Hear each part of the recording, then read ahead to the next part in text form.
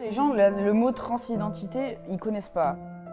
Il y a beaucoup de personnes qui ne comprennent pas notre parcours, qui ne sont même pas au courant, qui ne savent même pas ce que signifie le mot transgenre. La plupart des gens, ils savent pas de quoi on parle en fait quand on parle de trans, quoi. Et du coup, ça rend les choses un peu compliquées.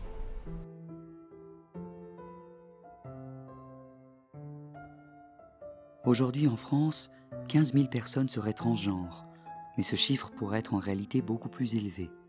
Nés hommes se sentent femmes, ou nés femmes se sentent hommes, leurs parcours sont tous différents.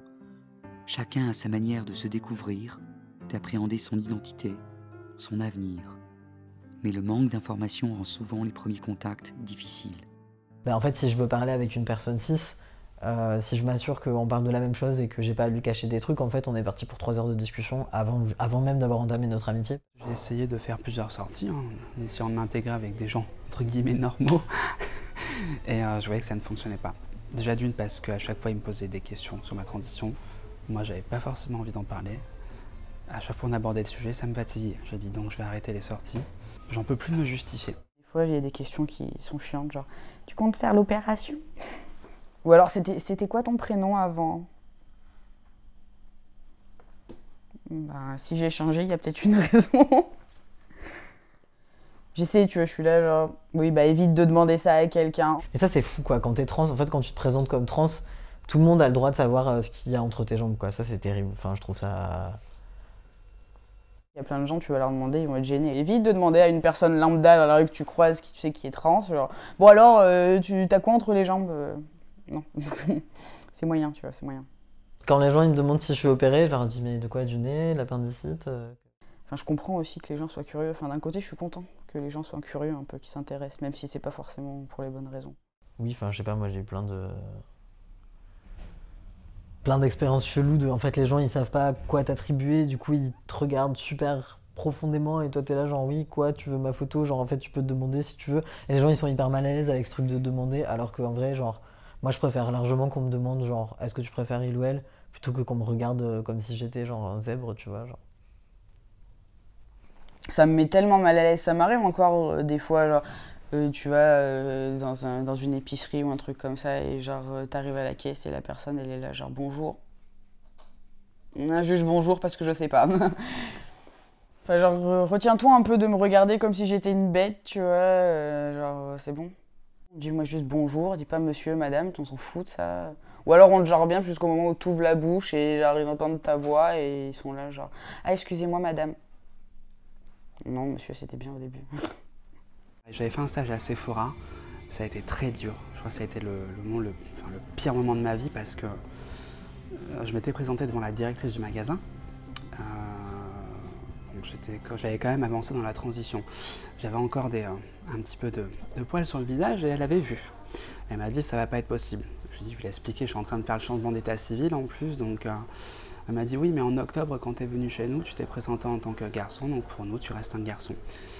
Là déjà je l'ai mal pris. Et je me suis dit je suis à une semaine du début du stage, je vais pas pouvoir changer comme ça donc je vais prendre sur moi. Et voilà, elles m'ont forcé à m'habiller en garçon. J'ai dû m'habiller en garçon et porter un badge avec mon ancien prénom. Il y a plein de gens qui disent des trucs qui sont franchement malaisants et c'est pas du troll, tu vois, c'est genre il y a un vrai malaise, une vraie peur, un vrai rejet. Enfin, je trouve ça dommage en fait que les gens ils soient pas éduqués à nous, quoi. Parce que je m'attendais pas à ce que la douleur mentale soit aussi violente. Je me suis dit mais qu'est-ce que j'ai fait en fait. J'ai repensé à quelque chose que mon père m'a dit quand je leur avais annoncé ma transition. Il m'a dit de toute façon t'es taré et tout le monde va te rejeter, tu finiras seul et tu vas te suicider. Et le problème c'est que cette phrase me tourne dans la tête tous les jours. J'avais des super amis, ils m'ont tous quasiment tourné le dos. Donc en plus de la copine et des parents, ça faisait beaucoup. Mais j'ai quand même trouvé la force de prendre sur moi et de me dire j'ai pas fait ça pour rien. Mon père, lui, a très bien réagi. Genre, il a commencé direct à m'appeler Noah, à dire il. Maintenant, il le dit tout le temps. Enfin, tout va bien, tu vois. Genre, merci papa. Mais ma mère, non. Ma mère, c'est très compliqué. Je comprends totalement que ça soit compliqué, que ton enfant il débarque. Surtout moi, pendant 20 ans, elle m'a connue en tant que fille. Mais quand tu essaies d'expliquer et que juste c'est là, mais genre non, mais tu vas regretter, la testo ça va te filer de la maladie. Non, écoute, maman, je suis allée voir un endocrinologue. Hein. Enfin, rien que ça, tu crois que je m'amuserais à payer je sais pas combien pour juste un caprice. Ça va passer. Je pense qu'être trans, ça peut avoir tendance à provoquer une solitude affective assez lourde, dont j'ai la chance de pas faire les frais, parce que je suis bien entouré. Mais en fait, trouver un copain ou une copine quand t'es trans, c'est compliqué en fait. À part que tu traînes avec d'autres trans qui veulent bien être avec toi. Mais en fait, voilà, dans les situations où tu dragues, où tu séduis, etc., en fait, juste les gens, à moins d'être informés ou de. Enfin, tu vois, genre les gens de Twitter, par exemple, en général, ils sont informés sur le truc et plutôt ça va. Mais en fait, il y a plein de gens dans la société normale, entre guillemets, ça leur fait super bizarre une personne trans, quoi. Et du coup, ils partent en courant et c'est plus compliqué de nouer des relations quand t'es trans, quoi. Ouais, c'est des trucs qui peuvent être assez pesants, je pense. Même au point de faire détransitionner les gens, quoi. Enfin, je veux dire, on est là, on existe, on a aussi le droit d'être en couple, d'avoir des bébés, de travailler, de faire des trucs normaux, quoi. J'ai toujours voulu des enfants déjà depuis tout petit. Et à aucun moment je me suis dit je veux pas d'enfants. Mais même en faisant une transition, même en voulant par exemple la mamake ou genre les hormones, tout ça, à zéro moment ça m'a empêché de penser aux enfants. Je me dis, j'ai de quoi les porter, quitte à le faire, ça me va, tu vois, je suis cool, je suis content. Je me dis j'ai de la chance, tu vois, je peux le porter, je peux le sentir, alors que plein de personnes qui voudraient et qui peuvent pas. Ça m'a amené à trouver ma forme à moi de masculinité qui est très peu conventionnelle et à me sentir bien dedans sans menacer l'autre, sans me faire non plus menacer. Parce qu'il y a ça aussi, tu vois, quand t'es un mec pas très viril, il t'arrive des ennuis des fois. Est-ce qu'il faut que je ressemble à un vrai mec hétéro pour qu'on me fasse pas chier? Mais est-ce que je me sens bien dedans? Moi je me sens pas bien dedans en fait. Je me voyais dans le miroir avant, j'arrivais pas à me reconnaître. Il y avait un problème, tu vois, clairement. Je me voyais, mais j'étais là, j'arrive pas à apprécier ce que je vois. Alors que maintenant, je suis là, bon, ça va. Je vois les changements avec la testo, je suis assez bien, c'est bon, ça commence à aller mieux. J'ai passé de longs mois à essayer de trouver mon style vestimentaire, de comment m'adapter à la société sans trop en faire. Vraiment pour se fondre dans la masse, parce que pour moi, c'est le but en fait.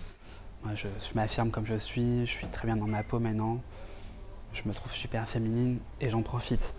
J'ai bientôt 28 ans, c'est pas à 50 ans que je vais pouvoir faire ça. Moi je me reconnais pas avec les mecs, quoi. C'est pas... Tu vois, quand je suis dans une soirée avec plein de gars qui parlent comme des gars et qui font des blagues de gars, moi je me sens pas très à l'aise en fait. Je me sens pas menacée, mais je me sens... c'est pas les gens avec qui je connecte le plus, quoi. Moi, j'ai pas eu l'impression de changer de personnalité, en fait. J'ai eu l'impression juste de revêtir des nouveaux habits, puis des nouveaux poils et tout ça, mais c'est pas genre je suis de la même personne, en fait, tu vois. J'aime toujours les mêmes trucs. La première année, c'est la plus compliquée, parce que quand tu arrives à 1 an d'hormones, là, ça devient intéressant. Ça devient très intéressant, ne serait-ce que pour les changements physiques. Puis quand tu prends du recul, surtout, tu te regardes 1 an avant et tu te dis « Waouh, j'étais comme ça, j'ai changé ça, ça et ça ». J'ai fait un sacré parcours. Moi, j'ai commencé ma transition en 2013-2014. Et le discours prédominant à cette époque-là sur Internet et sur les trucs de trans, c'est ouais, être trans c'est malheureux, il y a les discriminations, les gens ils te parlent pas bien, ta famille elle te rejette et tout ça. Et en fait, oui, il m'est arrivé un peu de merde avec ma famille. Et oui, ouais, c'est un peu chiant pour chercher du boulot et pour aller chercher mes colis à la poste et tout. Mais franchement, c'est pas grave en fait. C'est certes avoir une différence, mais ça m'a apporté plein de bonnes choses aussi. Ça m'a apporté des nouveaux potes. Ça fait que je suis beaucoup plus heureux maintenant qu'avant. Je dirais que même c'est une chance de vivre ce qu'on vit. C'est mon avis là, sur la question. Mais si demain je me réveillais en tant que femme déjà opérée, je serais limite malheureuse parce que le parcours qu'on vit, on se voit se transformer, c'est quelque chose de magique. On gravit des étapes petit à petit. C'est une victoire chaque jour. Ouais, puis c'est des parcours, tu vois, les gens ils te parlent de leur expérience à un instant T, ils te disent voilà, il y a ça, et tu t'en fais toute une montagne. Par rapport à l'image que je me faisais de ce que c'était être trans, c'est vachement plus tranquille et agréable que ce que je pensais. Moi je veux qu'à terme, toutes les personnes transgenres ne vivent plus cachées. Il y en a énormément qui vivent cachées, qui le vivent très mal, qui s'isolent. C'est juste un bug de la nature, quoi. Enfin, on n'a rien demandé. Et on n'a pas le choix d'un côté. Bah on n'y peut rien quoi. Enfin je veux dire, moi j'y peux rien. Enfin je sais que mon parcours trans il est assez chill et que c'est pas genre oh là là je détestais l'heureuse et je détestais mon corps depuis mes 3 ans, c'est pas vraiment ça. Mais je n'ai quand même pas choisi d'être trans. C'est que je suis que trans, c'est que une partie de moi, tu vois, genre... Enfin, je reste la même personne, je pense pas avoir changé du tout au tout, tu vois. Maintenant je le vis à fond quoi. Je me sens libre. Je me sens libre d'aller partout où je veux.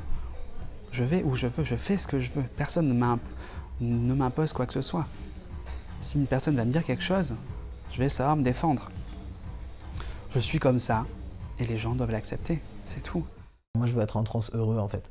Parce qu'on n'est pas condamné à être malheureux parce qu'on est trans. Et j'ai vraiment envie de porter ce truc-là de en fait ouais on peut être trans et heureux. On n'est pas obligé d'être malheureux. Mais pour ça il faut qu'on se serre les coudes et bah, ça passe par du lien quoi.